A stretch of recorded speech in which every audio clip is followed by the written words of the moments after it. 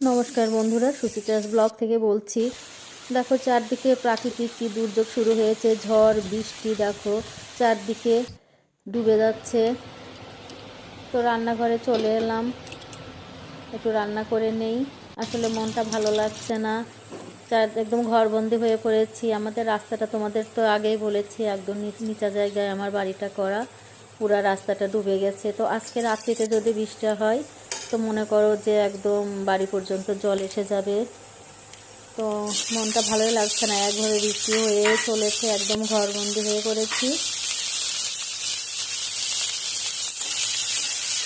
তো হালকা পাতলা একটু রান্না করে নিচ্ছি। একটু শুটকি মাছ নিয়েছি রান্না করবার জন্য, একটু মসুরের ডাউল রান্না করবো, একটু বরবটি ভাজি করে নেব।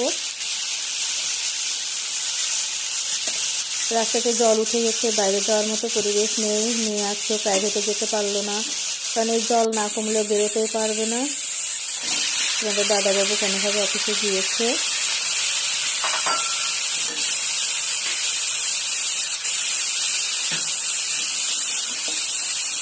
খুবই কষ্টকর একটা পরিবেশ তৈরি হয়ে গেছে। দূরের কাছে তোমরা যেখানে আছো, জানি না তোমরা কী অবস্থায় আছো, কীভাবে কাটাচ্ছ। সবার সুস্থতা এবং কামনা করি যেন তোমরা সবাই ভালো থেকো, সুস্থ থেকো। তো দেখো রান্নাটা মোটামুটি হয়ে গিয়েছে। একটু বরবটি ভাজা করব, তো কেটে নিচ্ছি। ডাউল করেছি, মাছের শুটকি মাছটা রান্না করে নিয়েছি, এখন বরবটিটা ভেজে নিচ্ছি। তো বন্ধুরা, আমাদের চারপাশে তোমাদেরকে দেখিয়েছি কতটা জল হয়ে গিয়েছে। এরকম পরিবেশে বের হতেও ভয় লাগে, সাপ পোকামাকড়ের ভয়টাই বেশি।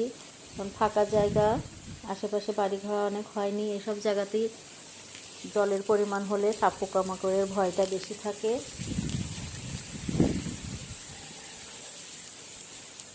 তো দূরে কাছে যেখান থেকে আমার এই ভিডিওটা দেখছো, আশা করি তোমাদের ভালো লাগলে অবশ্যই লাইক সাবস্ক্রাইব করে দেবে, পাশে থাকবে।